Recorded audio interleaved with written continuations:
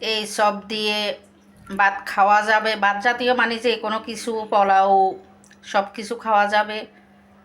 এমনি এমনি টিফিন হিসাবে সস দিয়ে খাওয়া যাবে, আবার মুড়ি দিয়ে খাওয়া যাবে, মানে অনেকভাবে খাওয়া যাবে এই আলুর চপ। তো যাই হোক, ভালো লাগলে বানিয়ে খাবেন, আবারও বলছি।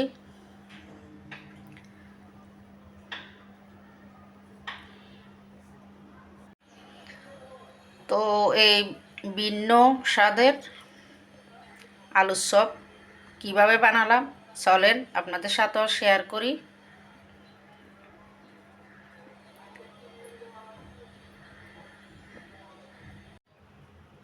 আলু সেদ্ধ করে ম্যাশ করে নিলাম, মানে একদম আলু ভর্তার মতো করে ভেঙে নিলাম।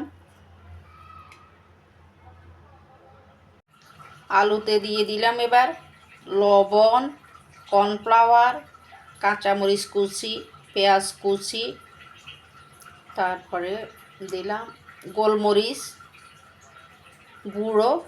আপনাদের কাছে যদি কর্নফ্লাওয়ার না থাকে আপনারা চালের গুঁড়ো দিয়েও বানাতে পারবেন, ময়দা দিয়েও বানাতে পারবেন, তবে ময়দা দিয়ে তেমন ভালো হবে না, চালের গুঁড়া দিয়ে ভালো হবে। এখন সব কিছু মেখে নিব।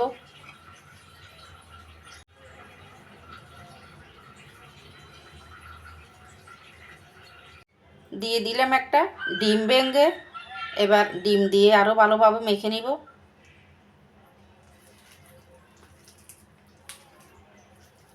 তো মেখে নিলাম ভালোভাবে, এই যে দেখেন চপ আকারে বানিয়ে নিলাম। তো এতক্ষণে হয়তো বুঝে গেছেন আলুর চপ বানাবো। হ্যাঁ, আলুর চপ বানাবো আজকে, ভিন্ন স্বাদের আলুর চপ। আলুর চপে সাধারণত ডিম দেওয়া হয় না, বেসন দিয়ে ভাজা হয়। তো আমি আজকে ভিন্ন স্বাদের আলুর চপ বানাচ্ছি, খেতে খুবই টেস্ট এই আলুর চপ। তো উপর দিয়ে একটু করে চাউলের গুঁড়া ছিটিয়ে দিলাম। এখন গরম তেলে ভেজে নিব। চুলাতে তেল দিয়ে দিলাম গরম হওয়ার জন্য। এবার সবগুলো গরম তেলে দিয়ে দিব।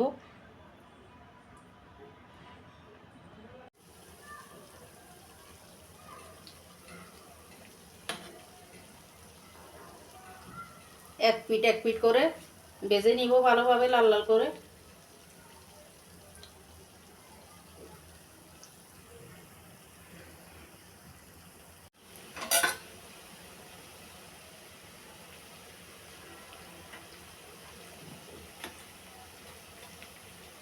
মোটামুটি হয়ে আসতেছে ভাজা।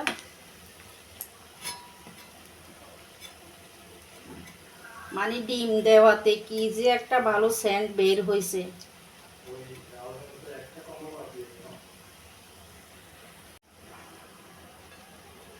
আলুর চপ বা যে কোনো পাকোড়া ভাজার সময়, মাখার সময় একটু খেয়াল করে লবণ দিতে হবে। এইসব জিনিসে লবণ বেশি হয়ে গেলে একদম স্বাদটাই নষ্ট হয়ে যায়।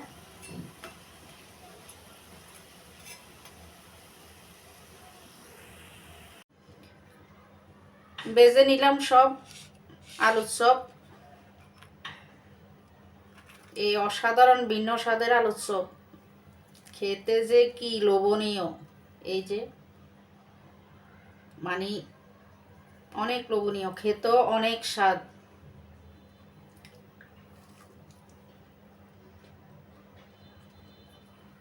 অনেক টেস্ট হয়েছে। আপনারা একবার ইচ্ছে করলে বানিয়ে খাবেন, তবে গ্যারান্টি দিচ্ছি অনেক টেস্ট। ডিম দেওয়াতে ভিন্ন স্বাদ, একদম অনেক ভালো লাগতেছে।